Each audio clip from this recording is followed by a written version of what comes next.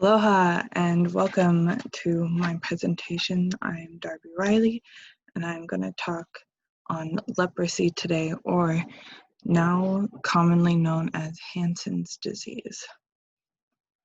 What is it? Hansen's disease is an infection caused by a slow-growing bacteria called Mycobacterium leprae. It causes severe, disfiguring skin sores and nerve damage in the arms, legs, and skin areas around the body. Gerhard Heinrich Emil Hansen, I hope I said that right, discovered the leprosy bacillus in 1873 in Bergen, Norway. M. leprae became the first bacterial pathogen to be associated with any human disease. Leprosy is often referred to as Hansen's disease in honor of his discovery and to help eliminate the age-old stigma attached to the disease, which we will talk about a little bit later. So some characteristics about the Mycobacterium leprae is that it's rod-shaped, acid-fast bacterium. It is an obligate intracellular pathogen with the tropism for macrophages and the Schwann cells of peripheral nerves, and it prefers the cooler areas between 30 to 35 degrees Celsius.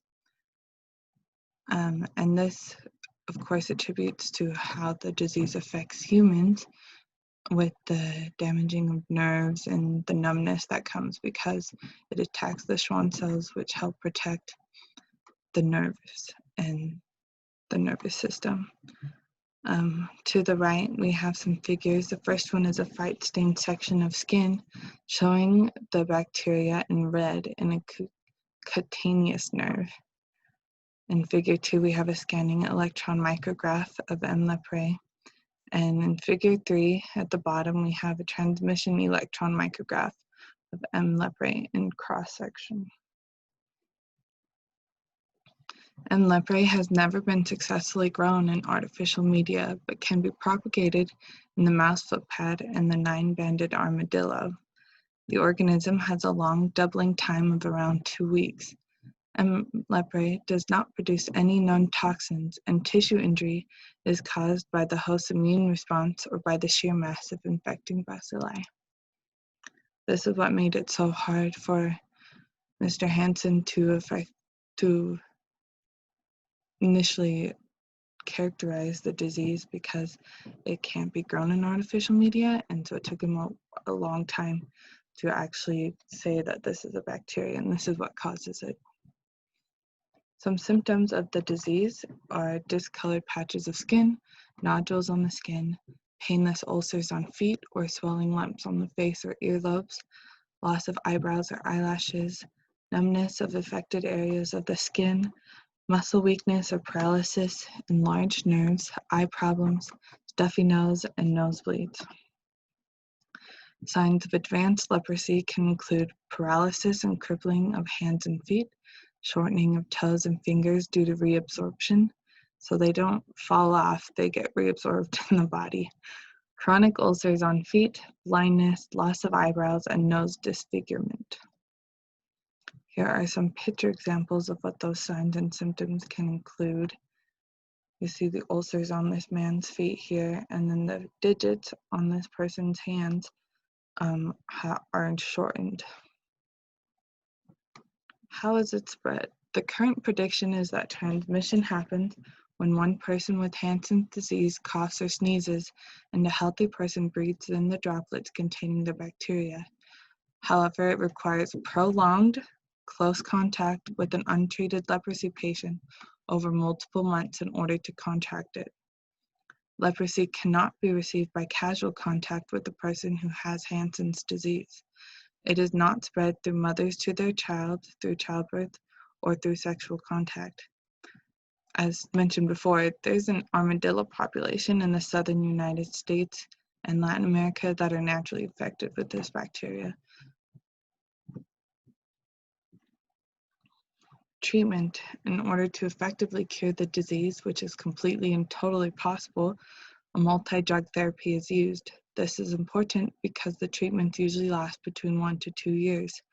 This strategy of multi-drug therapy helps prevent the development of antibiotic resistance of the bacteria. Dapsone with rifampicin and clofazimine is added for some types of the disease. While these antibiotics can kill the bacteria that cause leprosy, it cannot reverse any nerve damage or physical disfiguration that may have already occurred. Early diagnosis is the key to avoid any permanent damage. While I was doing my research on this disease, I came across this kind of treatment called leukocyte platelet-rich fibrin. And this treatment is simple, cost-effective to allow leprosy patients to heal faster because of all of their skin lesions that come when you wait too long to be treated. They use this treatment and it helps the patients with their pain, and it's really cost-effective. I found a video, so we're just going to watch 1 minute of it.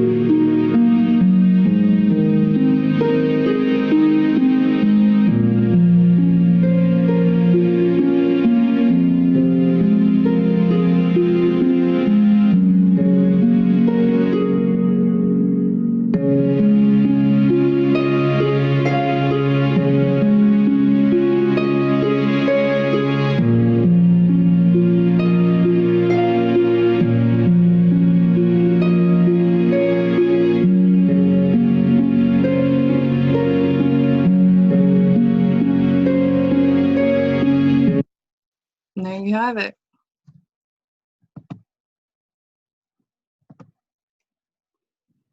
So, Hansen's disease throughout history. The earliest possible account of leprosy appears in Egyptian papyrus document written around 1550 BC. Indian writings in around 600 BC also describe a disease that resembles leprosy. In Europe, leprosy appeared in the records of ancient Greece after the return of Alexander the Great's army from India in 62 BC. Leprosy is also mentioned in the Bible, but some resources that I looked at said that most of those accounts don't have all of the more common signs and symptoms of leprosy, so they might not have been leprosy, but what everybody just assumed and grouped together as leprosy. Throughout its history, leprosy has been misunderstood. Many people believed it to be a curse or punishment from God or a hereditary disease. Even after the discovery of its biological cause, leprosy patients were stigmatized and shunned. Many cultures and areas around the world made those with leprosy wear special clothing to identify and separate themselves from others.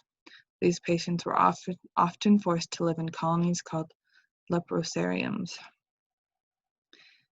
Even Hawaii wasn't immune to the disease or the stigma that came with it. It is unknown when exactly leprosy arrived at the islands, nor is it certain by whom it was brought.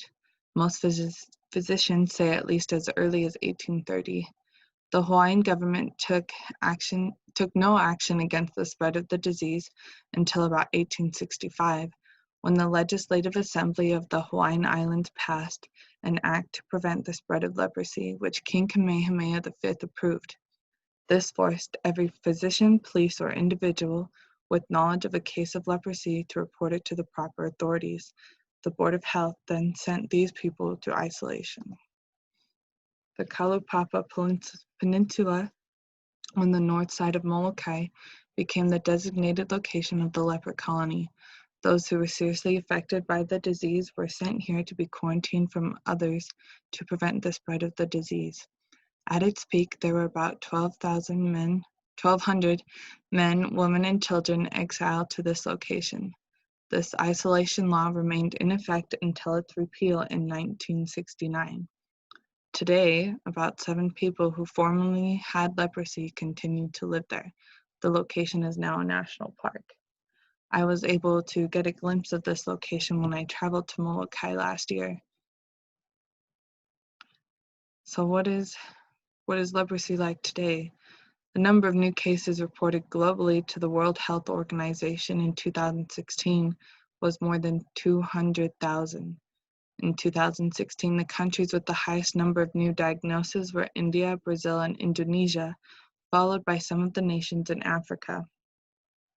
In the United States, only about 150 to 250 cases are reported each year. Most of these cases occur in people who have lived in areas of the world where the disease is still common. Here's a geological distribution of new leprosy cases according to WHO. Although Hansen disease is curable, many people still suffer from it. Hansen disease mainly affects people in resource-poor countries who live in crowded conditions and have difficulty accessing healthcare due to long distances to clinics familiar with the disease and the high cost of going to the doctor. Those with the disease face great stigma. They have a hard time seeking help and often lose their jobs and their social groups. In some countries, the law allows a person to legally divorce a spouse because they are affected by the disease. Unfortunately, this may leave many women destitute, homeless, and unable to care for their children. So what can we do about it? Well, we can be aware. The more people that are aware of this disease and the fact that it's still here, not just in the Bible, makes a great difference. I found this amazing organization called Lepra that is based out of the UK that has lots of information and multiple different ways that it's helping around the world. You don't have to be a health professional or you don't have to donate lots of money to help. Just being aware and also decreasing the stigma of Hansen disease is the best way for us to help. Here are my sources. Thank you for watching and listening. Hope you enjoyed it.